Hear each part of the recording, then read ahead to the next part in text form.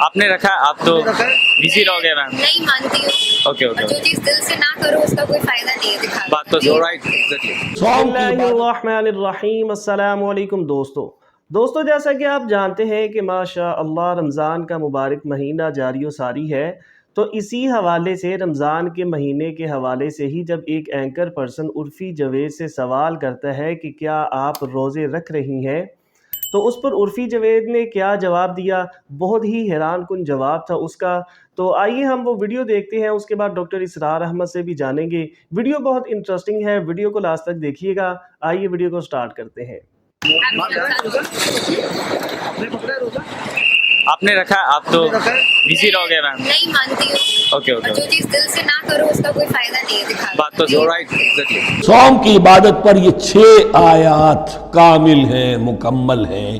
اس کی حکمت, اس کی غرض و غایت, اس کے احکام سب کے سب اس میں آ گئے. اب پہلی 2 آیتیں کون سی ہیں؟ یا ایھا الذین آمنوا کتب علیکم الصیام کما کتب علی الذین من قبلکم لعلکم تتقون. اے ایمان والو, تم پر بھی فرض کیا گیا روزہ رکھنا, جیسے کہ فرض کیا گیا تھا تم سے پہلوں پر, تاکہ تمہارے اندر تقوی پیدا ہو جائے. وہ جنگ کے لیے کرواتے تھے گھوڑوں کو تیار, تمہیں تقوی کے لیے اپنے آپ کو تیار کرنا ہے. بھوک کو قابو میں رکھ سکو, شہوت کو قابو میں رکھ سکو, پیاس کو برداشت کر سکو. اللہ کی راہ میں جنگ کے لیے تمہیں نکلنا ہوگا, اس میں بھوک بھی آئے گی, پیاس بھی آئے گی. اپنے آپ کو تیار کرو جہاد کے لیے. اور یہ بات واضح ہو جائے گی, اگلے رکوع سے قتال کی بحث شروع ہو جائے گی. روزے کی یہ گفتگو ہو رہی ہے تمہیداً قتال کے لیے, جیسے گھوڑوں کو تیار کیا جاتا تھا, صوم رکھوایا جاتا تھا قتال کے لیے. ایام معدودات, گنتی کے چند دن ہیں. یہ گویا کہ ثبوت ہے اس کا کہ یہ 2-3 دن سے زیادہ, معدود جو ہے وہ عربی زبان میں 9 سے زیادہ نہیں ہو سکتا. معدودہ جب آئے گا, ایام معدودات, یہ جمع جو ہے جمع قلت کہلاتی ہے. معدودات, معدودہ بڑی سے بڑی رقم ہو سکتی ہے, لیکن معدودات جمع قلت ہے. گنتی کے چند روز ہیں. فمن کان منکم مریضا, ان میں بھی یہ رعایت ہے کہ جو تم میں سے بیمار ہو, او علی سفر, یا سفر پر ہو, فعدۃ من ایام اخر, تو وہ تعداد پوری کر لے دوسرے دنوں میں.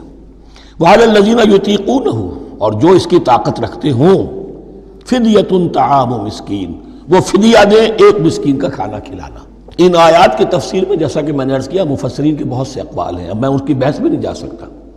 جو میں نے اپنے مطالعے کے بعد رائے قائم کی ہے, میں صرف وہی بیان کر رہا ہوں کہ اس وقت, اور یہ امام راضی کے الفاظ ہیں, کہ یہ فرضیت علی التعیین نہیں تھی بلکہ علی التخییر تھی. فرض تو ہے روزہ, لیکن اس کا بدل بھی دیا جا رہا ہے. اگر تم نہیں رکھنا چاہتے تو تم ایک مسکین کو کھانا کھلا دو. تو گویا کہ تدریجاً انہیں لانا تھا, چونکہ اس بات کے وہ پہلے سے عادی نہیں تھے. فمن تطوع خیرا فهو خیر اللہ, اور جو اپنی جی سے, اپنی مرضی سے خیر کرنا چاہے تو اس کے لیے خیر ہے. روزہ بھی رکھے اور مسکین کو کھانا بھی کھلائے, دونوں کام کرے, تو اس میں کوئی رکاوٹ تو نہیں, اس کے لیے بہتر ہوگا. وَأَن تَصُومُوا, اور دیکھو اگر روزہ رکھو, خیر لکم ان کنتم تعلمون, یہ تمہارے لیے بہتر ہے اگر تم جانو. اب یہاں بھی ایک طرح کی رعایت کا انداز ہے. اب آ رہی ہیں 2 آیتیں جو خاص رمضان کے روزے سے متعلق ہیں, حکمت اور غرض و غایت. پھر ایک آیت طویل آئے گی, احکام, اور پھر ایک آیت آئے گی لٹمس ٹیسٹ. یہ 6 آیتیں.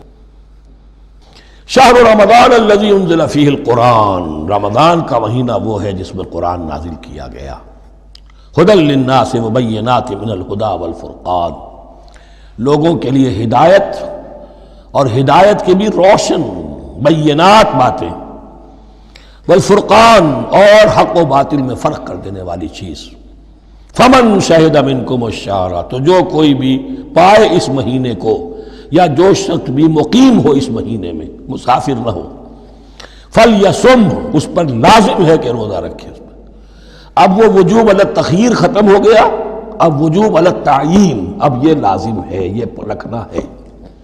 ایک رعایت باقی رکھی, ومن کان مریضا او علی سفر فعدۃ من ایام اخر, جو بیمار ہے یا یہ کہ سفر پر ہے, وہ تعداد پوری کر لے دوسرے دنوں میں. یرید اللہ بکم الیسر ولا یرید بکم العسر, اللہ تمہارے ساتھ آسانی چاہتا ہے, سختی نہیں چاہتا. یہ لوگ اپنے اوپر سختیاں جھیلتے ہیں، شدید جو ہے سفر کے اندر بھی روزہ رکھے ہوئے، حالانکہ یہاں اجازت دی ہوئی ہے۔ یہ بلکہ حضور نے ایک مرتبہ ایک سفر میں کافی سرزنش کی، کچھ ایک جہاد اور قتال پہ نکلے تھے، لیکن کچھ لوگوں نے اس سفر میں بھی روزہ رکھ لیا۔ نتیجہ یہ ہوا کہ سفر کے بعد جہاں منزل میں اب جا کر خیمے لگانے تھے وہ نڈھال ہو کر گر گئے، جن لوگوں کا روزہ نہیں تھا انہوں نے پھر وہ خیمے لگائے، منزل کا کام کیا۔ تو حضور نے فرمایا کہ لیس من البر الصیام فی السفر، روزے رمضان اس میں سفر میں روزہ رکھنا کوئی نیکی کا کام نہیں ہے۔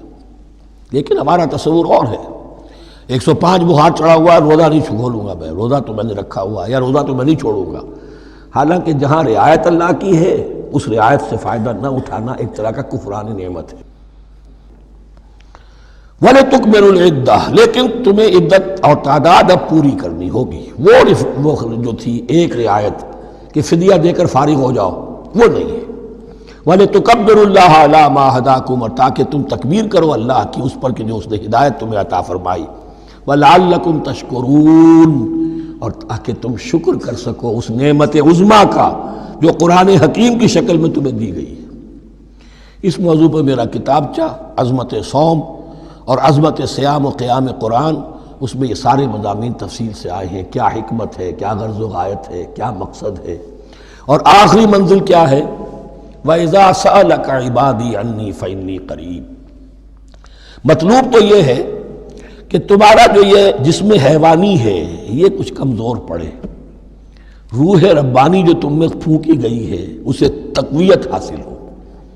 دن میں روزہ رکھو، اس حیوانی وجود کو ذرا کمزور کرو، دباؤ اس کے تقاضوں کو، رات کو کھڑے ہو جاؤ، اللہ کا کلام سنو اور پڑھو، تاکہ تمہاری روح کی آبیاری ہو، اس پر آب حیات کا ترشح ہو۔ نتیجہ کیا نکلے گا؟ تمہارے اپنے اندر سے ایک پیاس ابھرے گی۔ وَإِذَا سَأَلَكَ عِبَادِي عَنِّي فَإِنِّي قَرِيبٌ، تقرب الی اللہ کا جذبہ پیدا ہوگا۔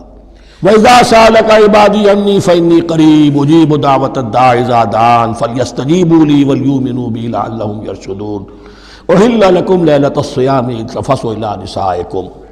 اب یہ ہے احکام کی آیت، بڑی طویل ہے، کیونکہ یہود کے ہاں شریعت میں روزہ جو ہے شروع ہو جاتا تھا شام کو ہی، اور رات بھی روزے میں شامل تھی، تو تعلق زن و شو بھی نہیں ہو سکتا، اور کوئی سحری وحری کا تصور نہیں تھا۔ جیسے ہی سوئے رات شروع، روزہ شروع، اب اگلے دن تک غروب آفتاب تک روزہ رہے گا۔